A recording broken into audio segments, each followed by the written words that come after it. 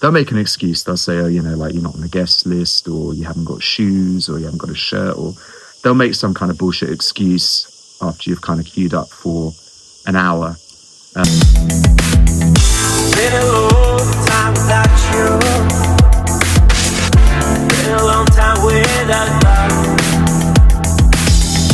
Everything reminds me of you. But everything is now. Hi guys, welcome back to the Fun, Love and Money podcast featuring special guest David Bidgley's daughter. Hey everyone, how you all doing?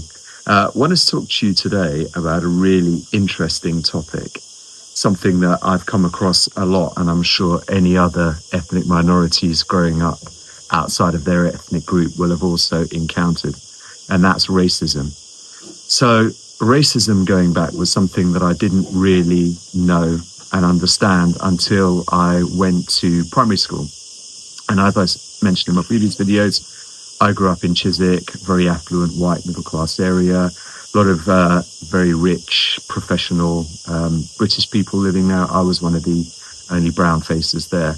And I didn't really, until I went there, notice that I was kind of different or there was anything different with me. But I noticed very quickly that kids are very selective about who they kind of want to mix with. And then there was kind of issues with a lot of people's parents saying, we don't want their kids playing with you or whatever. And I learnt a very quick coping mechanism for that. And I used to use that negative energy. And this is a golden rule. I used to use that negative energy as a positive to enhance and better myself. And the day I used to look forward to at school, without a doubt, every year was sports day. And every year at sports day, I used to love it because I used to win everything. I used to win the obstacle race, it wasn't 100 meters when we were in primary school, however long it was, the sprint, the egg and spoon race, the hacky sack race. I know where to throw the hacky sack and run it. I used to win all of those, and I used to get lots of gold stickers.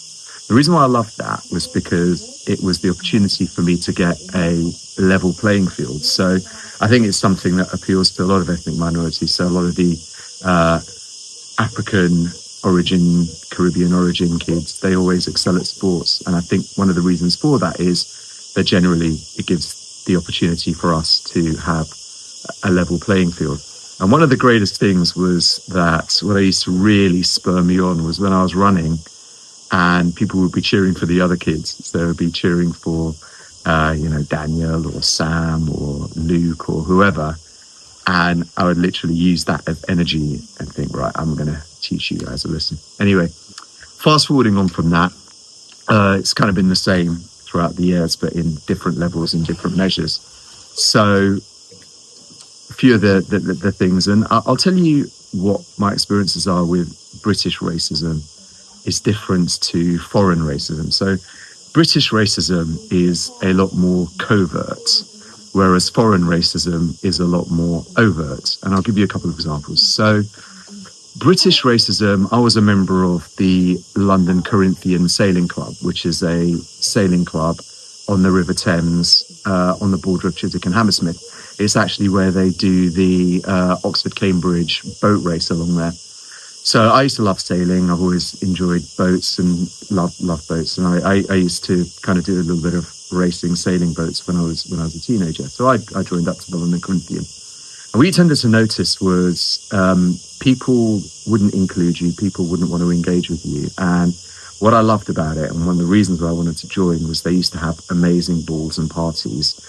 And growing up in the area, I used to always walk by the river with my parents in Chiswick, and you used to see these sort of beautiful women and beautiful, sophisticated guys in their tuxedos and the girls in their beautiful ball gowns looking absolutely fantastic. And I kind of used to see that regularly with their balls. And I thought, I wanted to become a member there. And a lot of the people were really nice, actually. And one night in particular, they had a ball or a disco or an event there. And we were like, right, we're going to go. And one of my friends joined as well. And we bought tickets and we went up dressed up really smart, as everybody else had dressed. And we went up to the lady who was at the door organising the party, checking the tickets. And her original thing was, so what are you guys? We're members. And she said, are you sure you want to come in? And I was like, yeah, definitely. Got tickets. She was like, are you sure it's really your scene? And I was like, yeah, really looking forward to it. Members of the club. And then she opened up a little money coin safe or whatever it was, and she said, "Oh, you paid, I can't remember, £15 for tickets. I'll give you your money back. Go somewhere else." And I was like, "What the hell?" You know, been looking forward to this for ages. And luckily, there was a guy who was the commodore of the club. I think his name was Simon Beebe. Really nice guy. He kind of came up and was like really apologetic. So I know these guys. They're with me. Come in, and he brought us in, and he got us a drink and everything, and he was really nice. And then there was other issues there. So there was a big fat Scottish guy. I can't remember his name. Ian Campbell, maybe. He was the bar steward there, and he used to flatly refuse to serve us and just made us feel very kind of unwelcome, and as though this isn't really your place. That's kind of an example of the covert racism that you experience a lot in the UK. Whereas if you go to Europe, you get what's a lot more like overt racism. And funny story, I used to always been to my motor racing, and we used to go to the Nürburgring in Germany quite regularly. And when we'd go out there, we'd go out in Cologne, which was the nearest town to the Nürburgring. And me and a few of my friends, we used to go. And we were kind of a mixed group. So there was a few Asians, there was myself, there was a couple of Eastern European guys, and it was quite a diverse mix. And I mean, one night we were trying to get into the nightclubs, and it says in England, for example, in England, if they don't want to let you in for whatever reason, or there's a bit of a racial profiling at the club, they'll make an excuse. They'll say, oh, like you're not on the guest list, or you haven't got shoes, or you haven't got a shirt, or they'll make some kind of bullshit excuse after you've kind of queued up for an hour. And then they'll say, oh, you can't get in for whatever reason, or there's too many guys, or just some bullshit excuse. But in Germany, what they would do is they would literally just say to you, no, you're too dark, we don't want you in our club, like blatantly. And I remember one particular time there was a guy who was the usual guy at the front with the clipboard, and he was quite a camp German guy, and he kind of came up and he said to one of my friends, yeah, you can go in. And he said to me, nah. And then one of my friends was an Indian Pakistani guy, and he said, no, you're too dark, you can't go in. At this point, we'd been to like 2 or 3 clubs, and we'd been turned away. At this point, I kind of hit boiling point, and I kind of said to the guy, what, have you got a fucking colour chart? He spoke English fluently, so you've got a fucking colour chart. Then all of a sudden, this big bouncer turned up. Looked like a pig, right? It's a big fat guy with a big bomber jacket, big DM boots. Looked like he'd just come out of some skinhead neo-Nazi guy. He was this bouncer. Anyway, so I was like nose to nose with this pig. Right? Literally, he was the grossest fucker I'd ever seen, right? He was like a fat pig. He was like nose to nose to him, like, yeah, come on. And kind of, all of my guys jumped on me and kind of pulled me away. And I was like, I could have took that fat fuck, And they were like, nah, because if you did that, we saved your life. Because if you did that, if you imagine what it's like here, imagine what the jails are like. You would have been in fucking a whole heap of shit. It wouldn't have been one guy. You would have been in a fucking locked in a cell with 50 of those fuckers, and you wouldn't come out tomorrow. So thank us lucky for that. That's kind of more sort of overt racism that you kind of get in Europe.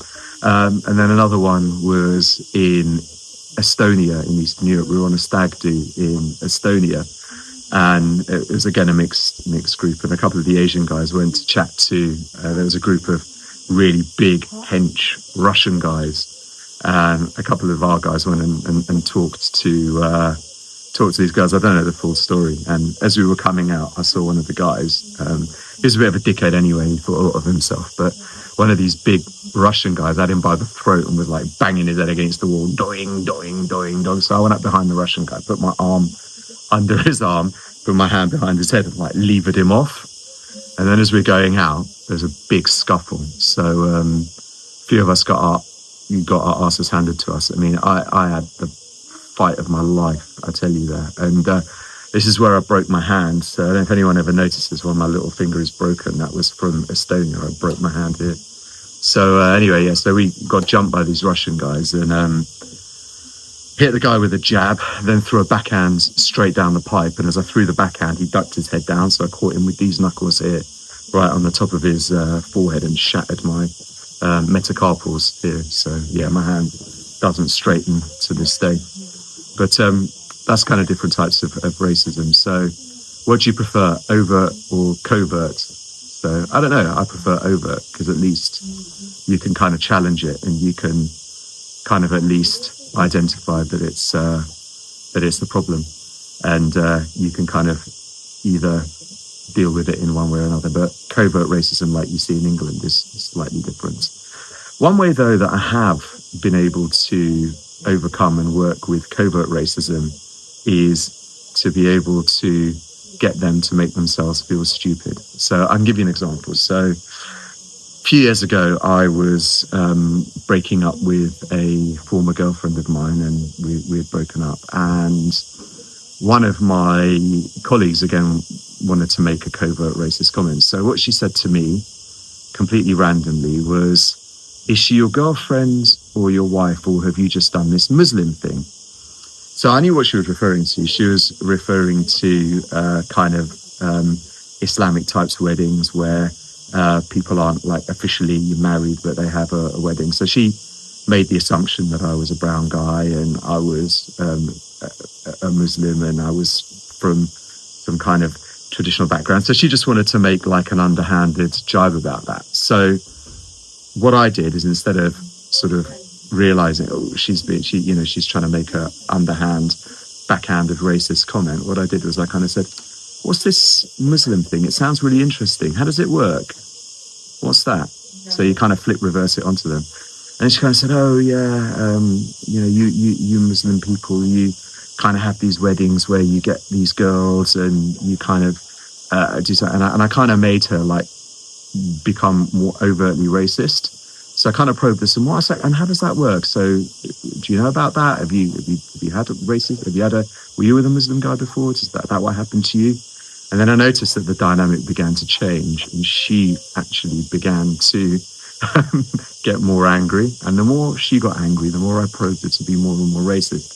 And at this time, she began to accrue a bit of an audience around our discussion, because everyone was sensing that there was that vibe.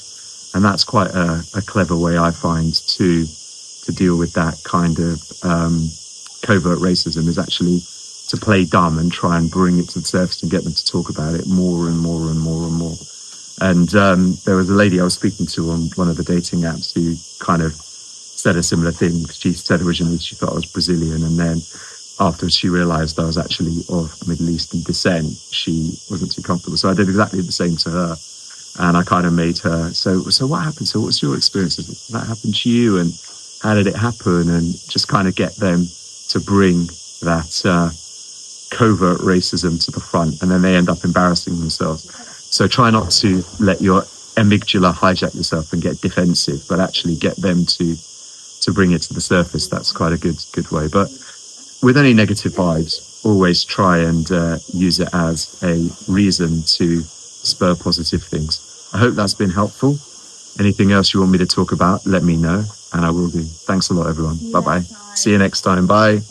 You want to say bye, guys? Bye. Bye. Yeah, come on, guys, if you want. Go on. Bye, guys. Make sure you like, comment, and subscribe. Get us that engagement.